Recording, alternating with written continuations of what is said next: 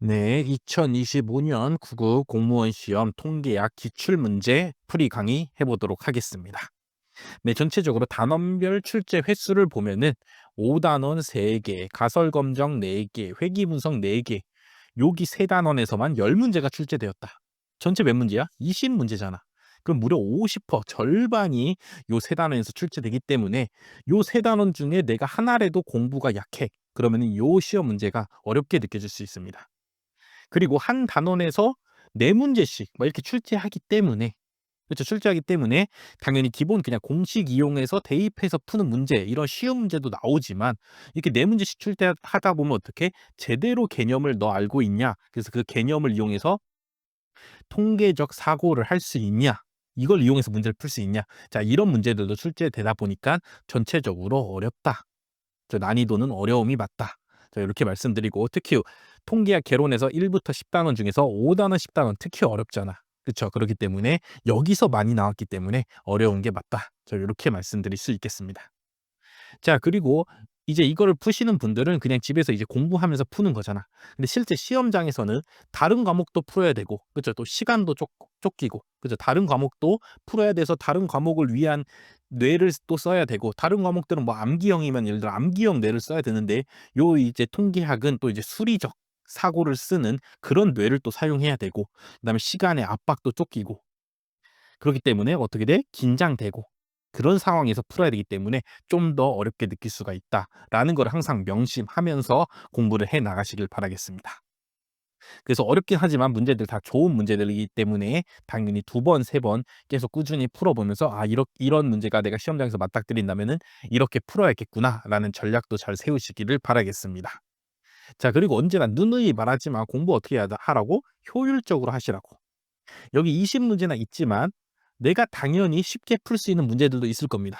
그런 거는 굳이 해설 강의 안 보셔도 되고 어차피 시험장에서도 여러분들이 충분히 풀 수 있으니까 그런 거는 해설 강의를 생략하시고 내가 요 20문제 풀다가 몰랐던 거, 틀렸던 거 아니면 또는 '이렇게 푸는 게 맞나?'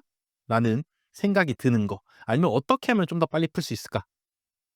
너무 이 한 문제 푸는데 너무 시간이 오래 걸렸어. 그래서 '어떻게 하면 좀 더 빨리 풀 수 있을까?' 자, 이렇게 알고 싶은 문제들의 해설 강의만 넘겨가면서 들으시기를 추천드리겠습니다. 되시죠? 자, 그럼 1 번부터 풀어보도록 하겠습니다. 네. 1 번 다음 설명 중 옳지 않은 것은 그쵸. 개념에 대한 문제죠. 자, 개념에 대한 문제는 내가 진짜 명확히 개념을 제대로 알고 있어야지만 풀 수가 있습니다. 그렇기 때문에 그냥 공식 외워서 숫자로 푸는 문제들보다는 요런 문제를 대부분이 어려워하시죠. 그렇죠? 그렇기 때문에 개념을 내가 똑바로 알고 똑바로 하고 있어야 된다. 자, 요거를 명심하시기 바라고. 자, 개념 문제는 두 종류가 있어. 1 번부터 4번 중에 옳은 것은 옳지 않은 것은 자, 요런 문제가 있고 기역, 니은, 디귿 중에 옳은 것만 골라 봐라.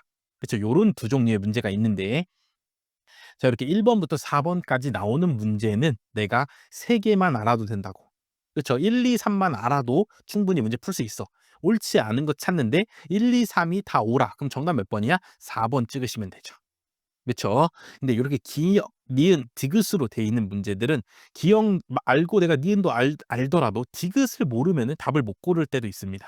그렇기 때문에 기역, 니은, 디귿이 쪼금 더 어려운 문제고 그쵸. 이때는 개념을 좀 더 확실히 해야 되고 1, 2, 3, 4로 나올 때는 그래도 쪼끔은 더 보기 플레이를 이용해서 그쵸. 쪼끔 더 쉽게 풀 수 있으니까 1, 2, 3, 4로 나오는 게 좀 더 땡큐다. 자, 요런 생각을 일단 기본적으로 뭐 굳이 통계학이 아니더라도 다른 과목을 푸실 때도 요런 생각을 갖고 푸시면 좋겠습니다. 네, 다 풀겠다 생각하면 안 돼. 알겠지? 1, 2, 3, 4로 개념을 묻는 문제는 내가 3개만 풀겠다는 생각으로 접근하셔야 된다. 자, 요렇게 말씀드리겠습니다. 자, 요 문제 조금 뭐 풀어보면은 조금 어려워. 조금 1, 2, 3, 4번 중에 내가 모르겠는 내용들도 분명히 들어 있습니다. 근데 다행인 점은 정답을 고르는 게 너무 쉽다. 이제 공부하시는 입장에서는 1, 2, 3, 4번 보기가 다 어떤 건지 다 공부를 하셔야죠. 그래야지 다음에 또 나왔을 때도 풀 수 있으니까 1 번부터 설명을 드리겠습니다. 자, 1 번 자료의 제40 백분위수 뭐야? 자료를 순서대로 이렇게 놓았을 때 그때 작은 데서부터 40% 되는 값이죠. 그쵸? 이게 40 백분위수 아니야. 자료를 100개로 쪼갰을 때 40번째로 나오는 값이 40 백분위수죠. 되죠? 그다음 중앙값. 중앙값도 뭐야? 똑같이 자료를 순서대로 놓았을 때 중앙 가운데잖아. 그쵸? 그렇기 때문에 만약에 100 개로 쪼갰다면은 중앙값은 몇 백분위수야? 50 백분위수죠. 그쵸? 자, 근데 자료가 어떻게 돼? 크기 순으로 돼 있으니까 이쪽으로 갈수록 오른쪽으로 갈수록 점점 커지는 거야. 그럼 40 백분위수가 먼저 나오고 그다음 50 백분위수가 나오니까 당연히 50 백분위수인 중앙값이 당연히 40 백분위수보다 뭐해? 크겠죠. 그쵸? 그래서 40 백분위수가 더 작다. 맞죠? 근데 같다도 있어. 뭐 같아질 수도 있나? 자, 요런 의문이 들 수도 있다고. 그쵸? 근데 같아질 수도 있습니다. 자료가 뭐이면 자료가 이산형인 경우 자료가 막 몇백 개 돼 갖고 40 번째랑 50 번째가 이렇게 차이가 날 수도 있는데 예를 들어 자료가 한 몇 개 없어. 한 4 개밖에 없어. 그쵸? 4 개밖에 없는 경우에는 4 개를 어떻게 또 100 개로 쪼개 이거를. 그쵸? 그렇기 때문에 반올림하거나 버림해 갖고 분위수를 찾는단 말이야. 예를 들어 한 여기가 한 40 번쯤 돼. 40 번째 여기 요까지만 와도 40 번째가 돼. 그러면 그냥 요 값을 그냥 40 백분위수로 갖다 쓴다고. 그쵸? 근데 여기까지 또 왔는데도 50 백분위수가 아직 여기까지밖에도 안 왔어. 그러면은 그냥 여기서 가까운 값 얘를 또 50 백분위수로 쓰기도 한다고.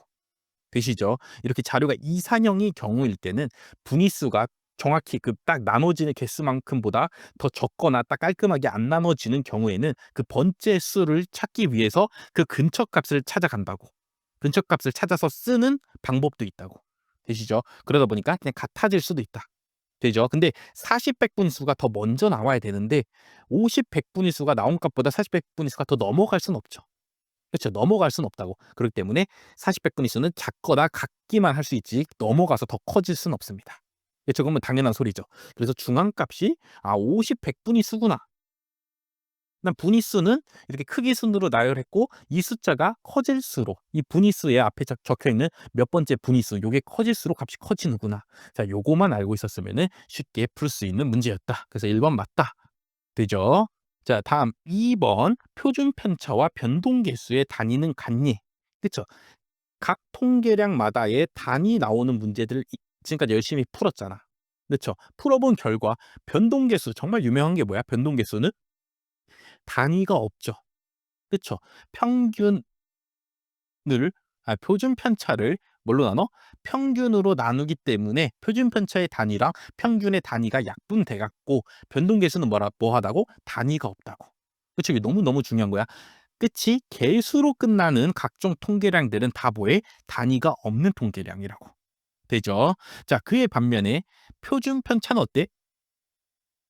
표준 편차는 분산까지 구하고 거기에다가 루트 씌운 놈이라고. 그쵸? 그렇기 때문에 얘는 자료의 단위랑 동일하죠. 자료가 센티미터면 표준 편차도 센티미터고 자료가 뭐 킬로그램이면은 표준 편차도 킬로그램이죠. 그쵸? 그렇기 때문에 둘이 단위가 같냐? 물어봤기 때문에 당연히 틀리지. 되죠? 그래서 정답 몇 번? 2번이 된다고. 근데 통계량의 단위에 대해서는 우리가 많이 공부했기 때문에 정답 2번 보자마자 찍는 거 진짜 어렵지 않다고. 되죠. 그렇기 때문에 3, 4번 내가 안 풀더라도 2번 답을 찍어 갖고 2번을 찍으신 분들 정말 대부분 다 맞으셨을 거라고. 그쵸? 근데 공부하는 입장이니까 밑에 3, 4번도 같이 해 보도록 하겠습니다. 네, 3번 자료 1, 2가 있대. 1이랑 2가 진짜 있다는 거야. 그래서 자료 1번 뭐 자료 2번 뭐 이런 게 있다는 게 아니라 자료를 조사했는데 자료가 2개밖에 없는 거야. 1이랑 2 요렇게만. 되죠? 그랬을 때 산술 평균이 기하 평균보다 더 크니 자, 그럼 여기서 우리가 뭘 몰라? 기하 평균이 무슨 말인가 처음 들어보잖아. 근데 처음 들어보시는 분들도 있잖아. 그렇기 때문에 못 풀었을 수도 있다고. 근데 정답 2번 너무 쉬우니까 2번 찍는 건 어렵지 않았다고. 근데 이렇게 기하 평균이 문제에 가끔씩 지난번에도 한 22년인가요? 그때 한 번 나오고 그다음에 또 나오잖아. 또 나올 수도 있기 때문에 이번 기회에 공부를 하셔라. 자, 산술 평균은 우리가 그냥 아는 평균입니다. 우리가 그냥 아는 평균이야. 1, 2가 있으면 어떻게 돼? 1 더하기 2를 2로 나누면 돼. 그쵸? 자료 다 더해서 그 자료의 개수로 나누면 된다고. 그러니까 몇이야? 1.5가 되죠. 자, 다음에 기하 평균은 뭐야? 기하학에서 나오는 평균이라고. 기하 평균은. 자, 기하 평균은 뭐냐면은 자, 이런 겁니다. 자, 일단 평균이라는 게 같아진다는 거야. 자, 내가 1점이랑 2점이 있어. 근데 이 두 점수가 만약에 같다라면 몇 점일까요? 1.5점이면 되는 거 아니야. 총합은 똑같은데 점수가 같아지려면 몇 점이어야 되냐? 평등하게 만들려면 어떻게 해야 되냐? 그게 바로 평균이라고. 되죠? 자, 기하 평균은 요런 직사각형이 있어. 가로가 A, 세로가 A, 가로가 B인 직사각형이 있어. 그럼 넓이가 뭐야? A 곱하기 B죠. 자, 이 넓이는 그대로 유지한 채로 만약에 가로랑 세로의 길이가 똑같은 정사각형이 된다면 요 한 변의 길이는 몇이냐? 둘이 만약에 똑같다면 가로랑 세로가 똑같다면은 한 변의 길이가 몇이야 되냐? 요런 말입니다. 자, 몇이야 돼? 루트 AB여야죠. 그쵸? 루트 AB여야지 둘이 곱해서 AB 나올 거 아니야. 되죠? 그래서 기하 평균은 자료가 두 개인 경우에는 루트 한 다음에 자료를 다 뭐해? 곱해준다고. 자료를 다 곱한 다음에 루트 씌워주면 된다고. 만약에 자료가 세 개면 어떻게 합니까? 세 번 곱해 자료를. 되죠? 그 다음에 여기다가 세제곱근을 적어줍니다. 되죠? 아무튼 뭐 이런 식으로 기하 평균을 구하더라 라는 것만 아시면 됩니다. 그리고 보통은 지금까지 시험에는 자료가 두 개인 경우만 나왔기 때문에 두 개인 경우에는 그냥 둘이 곱한 다음에 루트 씌우는구나 만 알고 시험장에 가셔도 된다고. 어차피 기하 평균 잘 나오는 부분이 아니기 때문에. 되죠? 그래서 1 곱하기 2를 하면은 루트 2야. 그쵸? 루트 2. 루트 2가 몇이야? 1.414라고. 1.4쯤 된다고. 그러니까 누가 더 커? 산술 평균이 더 크죠. 되죠? 그래서 3번도 맞는 문장이다. 자, 요렇게 풀어야 되고, 만약에 옛날에 뭐 고등학교 수학을 공부하다 보면은 산술 기하 평균이라 해갖고 당연히 2분의 A 더하기 B가 루트 AB보다 크거나 같다라는 뭐 이런 정리가 있습니다. 그렇죠. 뭐 이걸 공부했어도 뭐 풀 수가 있고 진짜 실제로 구해봤어도 풀 수가 있고 당연히 이 문제는 그냥 2번까지만 풀고 끝났어야 되기 때문에 3번은 굳이 뭐 안 봤어도 된다. 근데 기하 평균이 점점 요즘 시험에 가끔씩 한 3년에 한 번씩은 나와주기 때문에 그래도 2개짜리 기하 평균 구하는 거는 알아두셔라. 자, 이렇게 말씀을 드리겠습니다. 네, 다음 4번 5% 절사 평균은 뭐냐? 자료를 이렇게 순서대로 또 놨을 때 되죠? 5%요 퍼센티지만큼 위랑 아래서 자르라는 거야. 그렇죠? 위에서도 5% 잘라내고 아주 아래에서도 5% 잘라내고 위에서도 5% 잘라내라는 거야. 그 얼마큼만 남어? 90% 갖고 평균을 구하라는 거죠. 그렇죠? 그렇기 때문에 아래에서 5%, 위에서 5% 잘랐으니까 총 자료에서 몇 퍼센트를 잘라? 10% 삭제한 자료의 평균이다. 맞죠? 되죠? 자, 절사 평균은 언제 써? 상식적으로. 절사 평균 언제 쓰냐? 너무 극단적인 값이 있을 때. 그렇죠. 우리나라 월급 평균 구하려는데 삼성 회장님이 들어왔다고 여기에 이렇게. 그래서 전체 갖고 평균 구하면은 자료가 너무 이상한 값이 나와. 우리나라 월급의 평균이 5억 이렇게 나온단 말이야. 막 10억 이렇게 나온단 말이야. 그럼 말이 안 되잖아.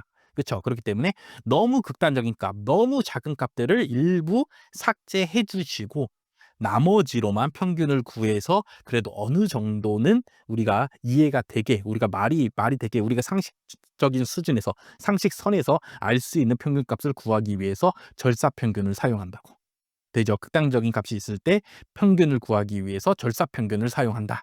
자, 요렇게까지도 알고 계시면 좋겠죠. 어쨌든 5% 절사평균이다. 그럼 전체 5% 자르는 게 아니라 아래에서도 5%, 위에서도 5%니까 총 10% 자른다는 거. 반드시 기억해 주시길 바라겠습니다. 그래서 1번 문제 정답 2번 고르는 거 너무 쉬운 일이었고 나머지 보기들도 언제든 시험에 다시 단독으로 또 출제될 수도 있으니까 이번 기회에 공부를 해주셔라. 자, 이렇게 말씀드리면서 1번 마치도록 하겠습니다. 네, 2번 회귀 분석을 했대. 되죠? 그랬을 때 각 x, y에 대해서 이렇게 산점도를 그렸답니다. 그래프를 그렸어. 자, 이 중에서 결정 계수가 가장 큰 것은 무엇이냐? 자, 요런 문제죠. 처음 보는 문제라고. 그동안은 요런 산점도 주고 뭘 찾으라 그래? 상관계수가 가장 큰 놈은 누구냐? 그렇죠. 상관계수가 가장 큰 놈을 찾아라. 요런 문제가 나왔는데 지금은 이제는 뭐가 나와 갑자기? 결정계수가 가장 큰 놈은 누구냐? 자, 요런 문제가 출제되었다. 되죠? 자, 단순 회귀 분석에서 상관계수랑 결정계수는 어떤 관계가 있어? 상관계수를 R이라고 하면은 R을 제곱하면 그게 뭐야? 결정계수가 되죠. 되죠. 자, 그렇기 때문에 요 상관계수가 뭐 하면은 커지면은 결정계수도 뭐 하겠어? 커지겠죠. 그쵸? 대신에 또는 이 상관계수가 마이너스로 커져. 완전 마이너스 1까지 가까이 가. 그럼 그것도 어차피 뭐 하면 제곱한 값도 뭐 하겠어? 커지겠죠. 그쵸? 무슨 말인지 이해가 돼야 돼. 자, 상관계수는 마이너스 1에서부터 1까지 나오잖아. 그쵸? 그래서 상관계수가 1로 가까이 가거나 마이너스 1로 가까이 가. 그럼 그거를 뭐 한 놈? 제곱한 놈은 커질 거라고. 결론 뭐야? 상관계수의 절대값이 클수록 결정계수가 뭐하다고? 커진다고. 되죠? 다시 상관계수는 만약에 음으로 돼 있어 이렇게. 그럼 얘는 마이너스 쪽으로 나오잖아. 그쵸? 근데 결정계수 입장에서는 이게 마이너스 선형관계든 플러스 선형관계든 상관없이 선형관계기만 하면은 결정계수는 뭐에? 커진다고. 그쵸? 결정계수가 크다는 게 뭐야? 회귀 분석의 설명력이 올라간다는 거잖아. 그쵸? 이미 자료가 어떨수록 선형으로 돼 있으면은 회귀 분석이 더 잘 맞을 거 아니야. 그쵸? 자, 그렇기 때문에 결정계수가 언제 커? 상관계수의 절대값이 커질수록 결정계수가 커진다라는 생각을 한번 해주셨어야 된다고. 그쵸? 그걸 한 번만 하면은 답 고르는 거 쉽죠? 2번이잖아. 2번이 가장 선형성이 뚜렷하잖아. 그쵸? 이렇게 해서 한 번, 이번 시험이 어떻다고? 이번 시험이 통계적 사고를 이용하는데 무슨 엄청 대단한 통계적 사고를 이용하진 않습니다. 대신에 한 번 더 앞 단계로, 한 번 더 다음 단계로 생각은 해주셔야 된다고. 그동안은 그냥 상관계수에서만 생각이 머물렀으면은 이제 상관계수 제곱하면 결정계수잖아. 그럼 상관계수 커지면은 결정계수도 커지겠네. 그럼 그냥 상관계수 큰 놈 고르라는 말이네. 되죠. 이렇게 해서 풀어주시면 된다고. 이렇게 해서 한 단계만 더 생각하는 게 요번 시험의 추세니까 자, 요런 식으로 생각하는 연습을 해 주시길 바라겠습니다. 네, 3번 무슨 문제야? 분산분석 표 채우기 문제죠. 그쵸? 그래서 난이도 어때? 난이도 매우 하라고. 그쵸? 너무 많이 했었지. 그동안 표 채우기 문제 너무 많이 했으니까 그냥 바로 채울게요. 자, A는 3가지 수준, B는 6가지 수준이 있어. 그럼 A의 자유도 몇이야? 2, B의 자유도 몇이야? 5. 되죠? 거기에서 총 18가지를 조사했어. 그럼 총 자유도 몇이야? 17이죠. 되죠. 그럼 오차 자유도 몇이야? 17에서 25 빼니까 10이죠. 이거 다 더해야지 총 자유도 나오니까. 되죠. 자, 그럼 평균 제곱 MS 구하는 거야. 이거 둘이 뭐 하면 돼? 나누면 되죠. 270, 얘도 나누면은 80, 얘 나누면은 10이잖아. 그다음 뭐 구해야 돼? F값 구해야 돼. F값은 뭐야? MS2로 나누면 되잖아. 얘네 각각을. 그럼 27, 8이 나오는데 문제 뭐 구하래? A의 F값 구하래잖아. 그쵸? 그럼 A의 F값 여기 구하라 문제네. 정답 몇 번? 3번. 어떻습니까? 너무 쉽잖아. 지금 말로 설명하면서도 1분 안에 풀었다고.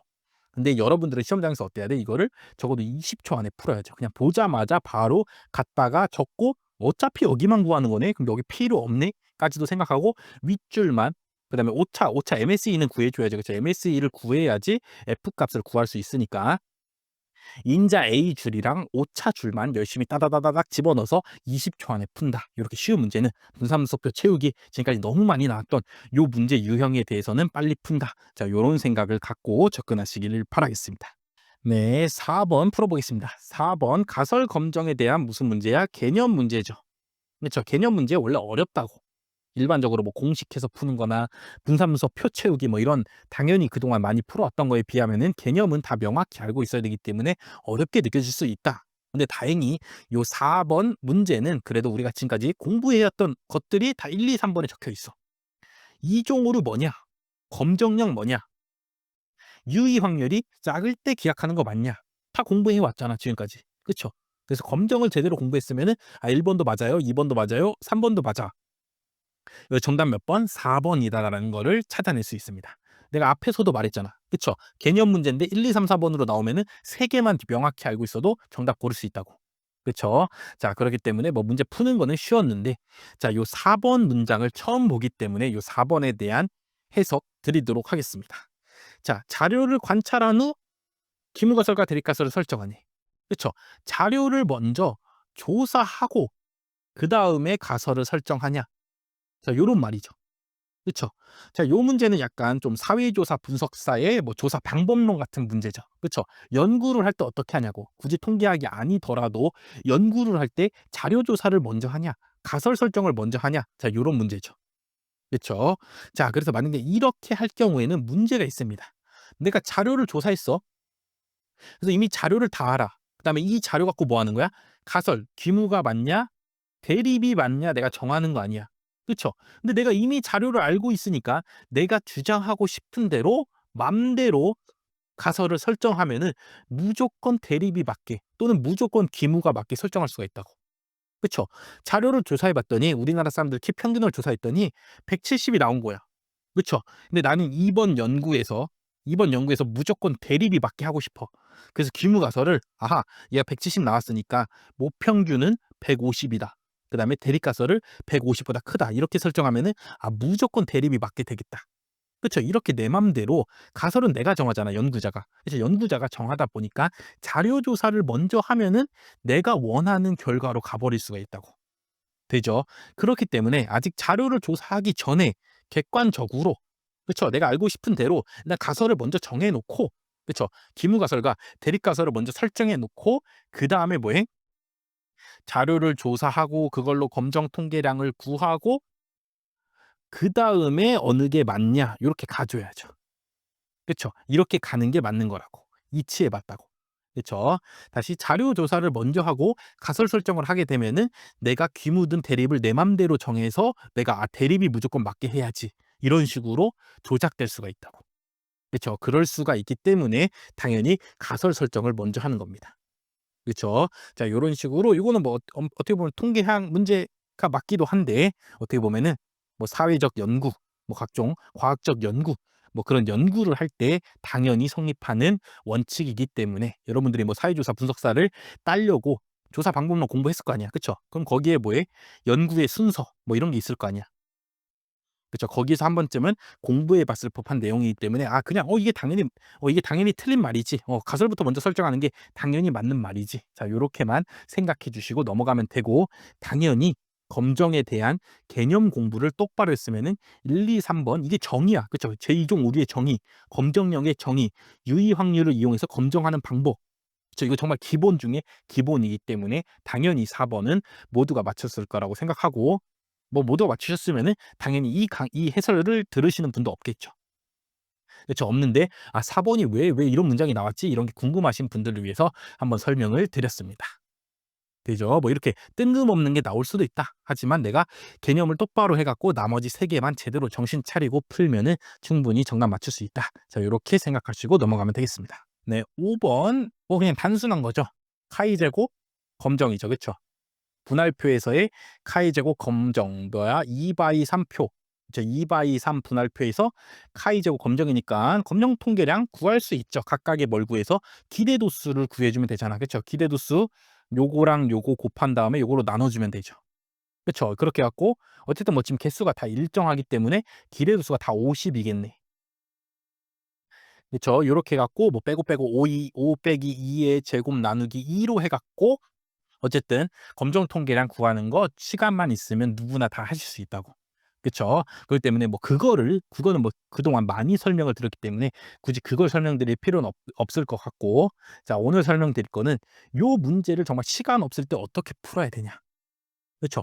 어떻게 하면은 혹시라도 5번 '아, 너무 계산 더러울 것 같아서 미뤄 놨어.' 근데 시험 시간이 이제 한 30초 밖에 안 남은 거야. 그쵸? 그때 어떻게 찍을 것인가. 요런 생각을 해 보시라는 거야. 그쵸. 문제를 풀기 전에도 이미 정답을 제가 알고 들어갈 수 있다고. 요런 생각을 해 보면은. 잘 봐. 어떻게 푸냐면은 보기를 이용해서 풉니다. 자, 검정 통계량이 뭐 아니면 뭐야? 검정 통계량이 8 아니면은 15 입니다. 그쵸. 그다음에 문제에서 함정이라고 뭔가 하나 더 뭐에 기각치를 줬을 거 아니야. 기각치가 5.99 아니면은 12.59 야. 그쵸. 자, 근데 시험 문제 내는 사람 입장에서 검정 통계량이 15가 나왔어, 예를 들어. 그쵸? 그럼 5.99인지 12.59인지 볼 필요도 없이 어차피 얘네들 큰 것보다도 훨씬 큰 값이니까 당연히 뭐야? 당연히 기각할 거 아니야. 그쵸? 그럼 15로 주면은 지금 너 이건지 너 알아? 너 자유도 너 카이저 검정에서 너 자유도 정확히 알아? 라고 물어보고 싶은데 그쵸? 검정 통계량이 15 면은 '아, 나 자유도 몰라도 그냥 당연히 기각인데요.' 하고 그냥 기각을 찍을 거란 말이야. 당연히 답이 3 번이야. 만약에 15 면은 검정 통계량이. 그쵸? 4 번은 절대 안 돼. 15 면은. 큰 것보다도 기각이니까. 되죠? 무슨 말이신지 이해가 되시죠? 자, 그렇기 때문에 문제를 내는 사람 입장에선 뭐해? 애매한 값을 내야죠. 5.99랑 12.59의 사이가 나올 요런 애매한 값을 내줘야 된다고. 그래야지 너 8 인데 5.99랑 비교하는지 12.59랑 비교하는지 너 알아? 자유도 2일 때로 하는 건지 자유도 6일 때로 하는 건지 너 알아? 라고 물어보려면은 검정 통계량이 뭐해? 애매한 값이 나와 줘야 된다고. 되죠. 그렇기 때문에 검정 통계량은 무조건 8일 겁니다. 그리고 8이잖아. 그쵸? 그다음에 이제 자유도는 내가 알죠. 2/3 분할표면은 1씩 빼서 곱하니까 자유도가 2일 때 5.99랑 비교하는 거잖아. 그쵸? 8이 5.99보다 크니까 기울어서 기각이니까 정답 1번이다. 그쵸? 요 생각을 그냥 머릿속에서 바로 훅 하면은 진짜 30초 남았을 때도 1번 찍어낼 수가 있다고. 그쵸? 그런 비상 상황에서도 요렇게 풀 수가 있다. 그래서 역대 카이제오 검정 문제 한번 뭐였더라 뭐 문제집이든 뭐 기출 문제집이든 한번 뒤져 보십시오. 그쵸? 값이 요렇게 두 개, 기각차 이렇게 두 개 나와 있어. 그럼 무조건 얘네보다도 훨씬 큰 값은 절대 정답이 아닙니다. 그쵸? 무조건 검정 통계량은 요 사이 값이 나와. 되죠? 그다음에 자유도 내가 맞는 것만 잘 골라 주면은 1번 찍는 거 어렵지 않다고. 그쵸? 물론 이 강의를 또 듣고 문제 내시는 분이 '아씨 나 그냥 15 낼 건데. 이번에는 그딴 거 없이 그냥 15 내버릴 건데.' 이럴 수도 물론 있습니다. 그쵸? 그렇기 때문에 당연히 시험 시간 중에 시간이 많다면은 기대도수 다 일일이 구해서 검정통계량 구하는 게 맞으나 그래도 내가 시간을 좀 아껴야 되고 내가 맨날 통계학 문제 푸는데 통계학 한 뭐 한 30분, 35분 안에 풀어야 되는데 맨날 문제 풀 때마다 막 40분씩 걸리고 45분씩 걸려. 너무 많이 걸려. 그러신 분들은 한번 요런 원리를 이용해서라도 처음 풀 때는 요런 원리를 이용해서 풀고 시간이 없다 그러면 1번 찍고 넘어가시고 시간이 많다 그럼 그때 다시 와서 뭐 하면 돼? 다시 한번 풀어보면 되죠. 그쵸? 그런 식으로 첫 번째 먼저 정답을 찍을 때는 요런 식으로 선지를 보고 그다음에 문제에 주어진 기각치를 보고 한번 판단해 보셔라. 라는 의미에서 한번 이렇게도 풀 수 있다를 한번 설명드려 봤습니다. 근데 무조건 맨날 이렇게만 푸시면 안 돼. 당연히 원래 검정 통계량 구하는 거는 당연히 알고 있어야 됩니다. 이렇게도 당연히 정상적으로 푸실 수 있어야 됩니다. 근데 이렇게 푸는 게 이제 너무너무 귀찮으신 분들, 어느 정도 이제 경지에 올랐고 이렇게 푸는 거 당연히 알고 있으신 분들은 요런 생각으로도 풀 수 있다라는 거를 한번 기억해 주시면 좋겠습니다.